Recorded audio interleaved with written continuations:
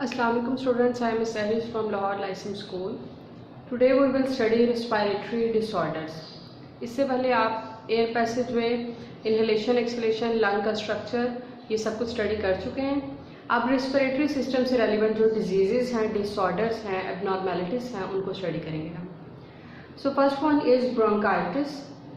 Bronchitis is a disease in which bronchi or bronchioles inflamed. इसमें bronchi और bronchioles का अपने एयर पैसेजवे में जब हमने ह्यूमन रेस्पिरेटरी सिस्टम को डिटेल में स्टडी किया था, उसकी डायग्राम भी ड्रॉ की थी, तो उसमें आपने ये स्टडी किया था कि ट्रेकिया 2 स्मॉल ट्यूब्यूल्स में डिवाइड करता है जो अपनी साइड वाले लंग्स की तरफ मूव करती हैं, लंग्स पे वो जाती हैं, उन्हें ब्रोंकाई कहते हैं.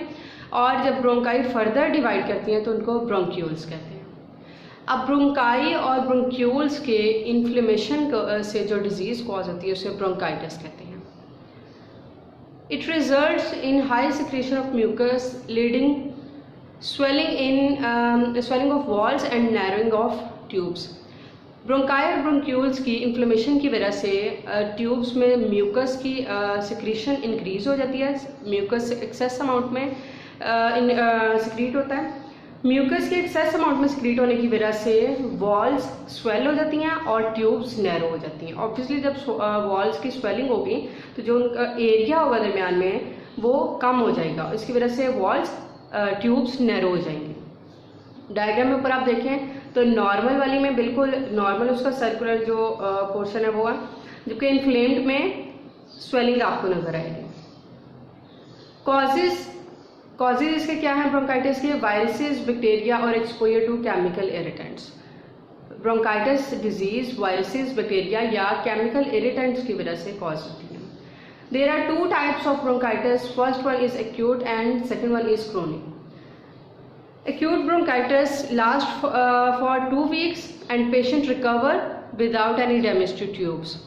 कि इसमें ये 2 weeks के लिए रहता है और ट्रीटमेंट के बाद पेशेंट अपने ट्यूब्स को कोई मेजर डैमेज होने के हुए बगैर रिकवर कर जाता है.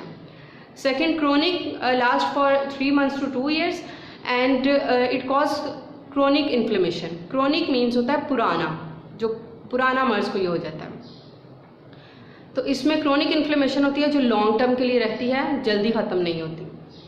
Symptoms of bronchitis are cough, fever, chills, shortness of breath extra.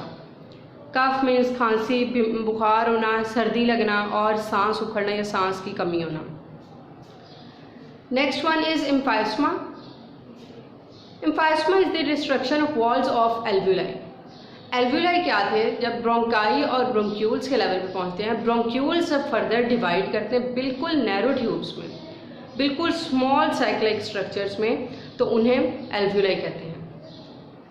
Alveoli की वॉल्स की डिस्ट्रक्शन, उनके डैमेज होने को एम्फाइस्मा कहते हैं.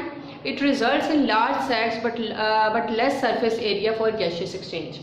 ये डिस्ट्रक्शन की वजह से सैक्स जो है वो उनका साइज लार्ज हो जाता है लेकिन सरफेस एरिया कम हो जाता है. और सरफेस एरिया के थ्रू गैसियस एक्सचेंज, जितना सरफेस एरिया ज़्यादा हो उतना गैसियस एक्सचेंज ज़्यादा प्रॉपर होगा. लेकिन यहाँ पे सैक्स के लार्ज होने की वजह से सरफेस एरिया गैसियस एक्सचेंज के लिए कम हो जाता है. Lung tissues break down and do not come back to original shape after exhalation. क्योंकि लंग टिश्यू डैमेज हो जाते हैं एल्वुलाई की डिस्ट्रक्शन की वजह से. जो लंग के टिश्यूज हैं वो डैमेज हो रहे हैं, ब्रेक डाउन हो रहे हैं और एक्सलेशन के बाद लंग्स अपनी ओरिजिनल पोजीशन में नहीं आते. और ओरिजिनल पोजीशन में जब लंग्स नहीं आएंगे तो जो एयर लंग्स में मूव कर चुकी है वो उसे वापस नहीं. एक्सलेशन यही है ना कि जो लंग्स में एयर प्रेजेंट है उसको पुश आउट करना आउटसाइड. तो इसको एयर फिर जो लंग्स में प्रेजेंट है वो पुश आउट नहीं की जा सकती और एयर लंग्स में ही ट्रैप हो जाएगी. ऊपर डायग्राम अगर आप देखें तो उसमें पहले स्मॉल सैक्स दिखाई गई हैं, सर्कल सा बना है, इसमें नॉर्मल कंडीशन में है कि ये एरोज ये शो कर रहे हैं कि गैसियस एक्सचेंज हो रहा है, सरफेस एरिया इस तरीके से. लेकिन उस अगर लेफ्ट वाली पे आप देखें डायग्राम में तो उसमें सैक्स का साइज इंक्रीज हो गया और सरफेस एरिया कम हो गया. Symptoms of emphysema are shortness of breath, fatigue, weight loss, recurrent respiratory infections, oxygen level very low, patient loss 50 to 70% lung. Shortness of breath में सांस की कमी होना या सांस उखड़ना, फटीग, थकना, वेट लॉस, वज़न की कमी, वज़न कम होना, रिकरेंट रिस्पिरेटरी इन्फेक्शंस मीन्स के थोड़े टाइम के बाद बार बार रिस्पिरेटरी इन्फेक्शंस होना।